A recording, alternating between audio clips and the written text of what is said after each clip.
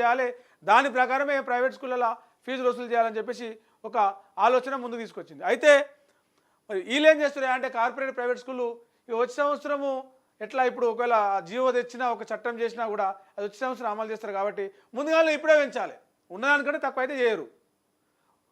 Already ఉన్నదాన్ని కొంచెం audit చేసి ఒక ఫర్ ఎగ్జాంపుల్ ఒక ఎల్కేజీ స్టూడెంట్కి ఒక సంవత్సరానికి 20,000 ఫీజు ఉంటే దాన్ని అడిట్గా చేస్తారు కాబట్టి ఒక 2,000 3,000 తగ్గించరా పెంచరా ఒక స్కేల్ డిసైడ్ చేస్తారు కాబట్టి ఇప్పుడే పెంచుకున్నాం అనుకో ఒకవేళ గవర్నమెంట్ ఫీజులు తగ్గించినా కూడా లాభంలోనే ఉంటామనే ఒక మూర్ఖపు ఆలోచన, ఒక దోపిడీ ఆలోచనతోటి ముందే ఫీజులు పెంచుతున్నారు ప్రైవేట్ స్కూళ్ళలో.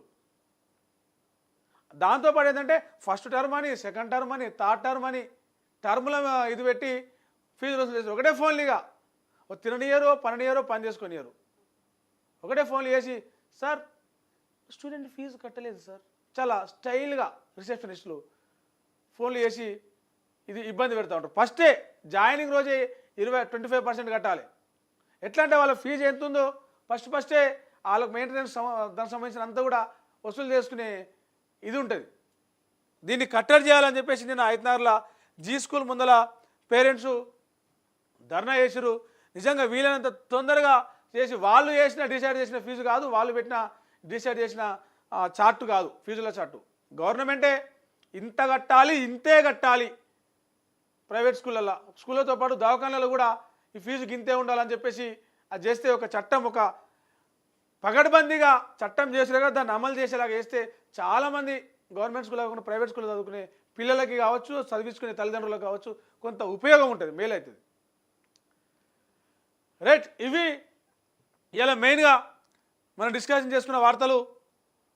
మరి బీఆర్ఎస్కు సంబంధించిన 16 మంది ఎమ్మెల్యేలు కాంగ్రెస్లోకి పోరా అనేది ఈ చర్చ నడుస్తూనే ఉంది. అదొక డ్రామా అని చెప్పేసి రాజకీయ విశ్లేషకులు కావచ్చు, అటు కారు పార్టీకి సంబంధించిన కొంతమంది నేతలు అంతా కూడా ఇదొక డ్రామా, ఇదొక ప్రచారం మాత్రమే, డైవర్షన్ చేయడానికి చేస్తూ ఉన్నారు బీజేపీ వాళ్ళని చెప్పేసి అటు బీఆర్ఎస్ వాళ్ళు ప్రకటన చేస్తున్నారు. ఇంకోవైపు రేవంత్ రెడ్డి కామెంట్లన్నీ కూడా బీసీ వర్గీకరణని, బీసీ రిజర్వేషన్లని తప్పుతో పట్టించడానికి తెర మీదకి కొత్త అంశాలు తీసుకొస్తున్నాడు.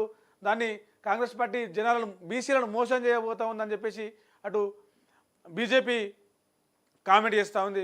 ఇక రేషన్ కార్డుల విషయానికి వస్తే దరఖాస్తులు అయితే అవుతున్నాయి, దరఖాస్తులు చేసుకోవచ్చు, కానీ భారీ ఎత్తున దరఖాస్తులు వస్తున్న కారణంగా కొత్త రేషన్ కార్డులు ఎవరికి రేషన్ కార్డులు ఇవ్వాలనేది ఇప్పుడే డిసైడ్ చేయరు. ఒక 3-4 నెలలు దాని పరిశీలన అవుతుంది, ప్రక్షాళన అవుతుంది, ఫిల్టర్ చేసి ఆ రేషన్ కార్డుల కొత్త రేషన్ కార్డుల జాబితాని కొంత ఆలస్యంగా ప్రకటించే అవకాశం ఉన్నది. ఇవి ఇలా మెయిన్గా ఆదివారం పూట మనం చూసిన వార్తలు. రేపు పొద్దుగాల మళ్ళీ మరిన్ని వార్తలతో కలుద్దాం. చూస్తూనే ఉండండి తొలి వెలుగు. నేను మీ ప్రవీణ్ సుంకరి, సైనింగ్ ఆఫ్. Thank you.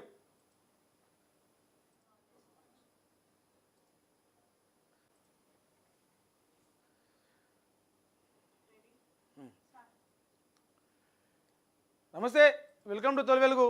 నేను మీ ప్రవీణ్ సుంకరి. నేను మోడీని తక్కువ చేసి మాట్లాడలేదు. నేను మాజీ మంత్రులు నిజంగా కూడా బీఆర్ఎస్ పార్టీ నుంచి 10 మంది ఎమ్మెల్యేలు పోయిర్రు, ప్రజల నుంచి చాలా వ్యతిరేకత ఎదుర్కొన్నారు. అటు సుప్రీంకోర్టు కూడా సీరియస్గా ఉన్నది.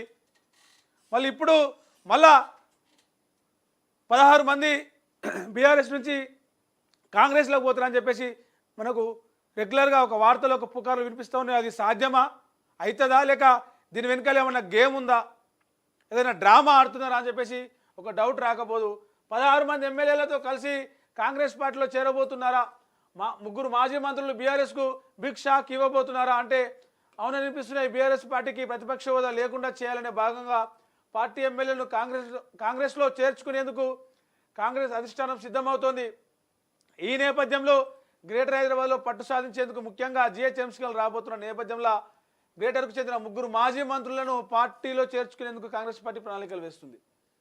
మల్లారెడ్డి ఆయన ఆస్తులను కాపాడుకునేటందుకు, ఆయన వ్యాపారాలు, ఆయన బిజినెస్ ఎలాంటి అడ్డంకులు లేకుండా సాగేటందుకు ఆయన ఏ పార్టీ అధికారంలో ఉంటే ఆ పార్టీలోకి పోతాడు. సరే, ఇప్పుడు పార్టీ ఓడిపోయినాక కూడా 1.5 ఏళ్ళకెళ్ళి చాలా పుకార్లు కూడా వచ్చినాయి. మల్లారెడ్డి బీఆర్ఎస్లోకి వెళ్ళిపోయి కాంగ్రెస్ పార్టీలో చేరుతారని చెప్పేసి. లేదు అసలు ఆ పార్టీలోకి నేను ఓనేవని చెప్పేసి ఈయన కూడా మళ్ళీ రిటర్న్గా ప్రకటనలు చేసిన సందర్భాలు ఉన్నాయి. టీడీపీ అధికారంలో ఉన్నప్పుడు టీడీపీలో ఉన్నాడు, ఆ తర్వాత తెలంగాణ రాగానే కేసీఆర్ను కలిసి టీఆర్ఎస్లో చేరిండు, మంత్రిగా కూడా పనిచేసిండు. ఆయన వ్యాపారంలో ఆయన ఏమంటారు అలా కాలేజీల విషయంలో కావచ్చు, ఆయన దవాఖానాల విషయంలో కావచ్చు చాలా వివాదాలు వచ్చినాయి.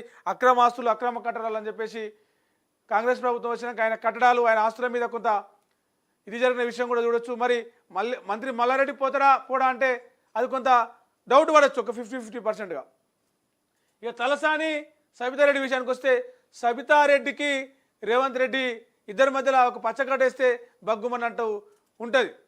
ఎందుకంటే నిండు అసెంబ్లీలో సబితారెడ్డిని కాంగ్రెస్ పార్టీకి సంబంధించిన ఎమ్మెల్యేలు వీళ్ళంతా కూడా అవమానించారు. అప్పుడు రేవంత్ రెడ్డి కనీసం ఒక మహిళా ఎమ్మెల్యేకు సారీ చెప్పించాలన్న ఉద్దేశంతో కూడా ఆయన ఏం చర్యలు తీసుకోలే, ప్రకటనలు చేయలే. సబితారెడ్డి చెప్తేనే రేవంత్ రెడ్డి నిజంగా వాళ్ళ చేతిలో ఒకప్పుడు ఎదిగిన వ్యక్తి రేవంత్ రెడ్డి. ఇద్దరి మధ్యలో అన్ని విభేదాలున్నా, అన్ని గొడవలున్న క్రమంలో సబితారెడ్డి మళ్ళీ పోయి కాంగ్రెస్ పార్టీలో చేరుతుంది అంటే అది కూడా డౌట్ అని చెప్పొచ్చు. ఇక తలసాని ఆయన హైదరాబాద్లో బీఆర్ఎస్ పార్టీకి ఒక ఆయువు పట్టు అని చెప్పొచ్చు. తలసాని శ్రీనివాస్ యాదవ్ హైదరాబాద్లో బీఆర్ఎస్ పార్టీకి ఒక ఆయువు పట్టు. మరి ఇసంటి ఇంపార్టెంట్ వ్యక్తిని కేసీఆర్ వదులుకుంటాడా అంటే వీళ్ళు పోతారు, లాబింగ్ జరుగుతుంది. ఫస్ట్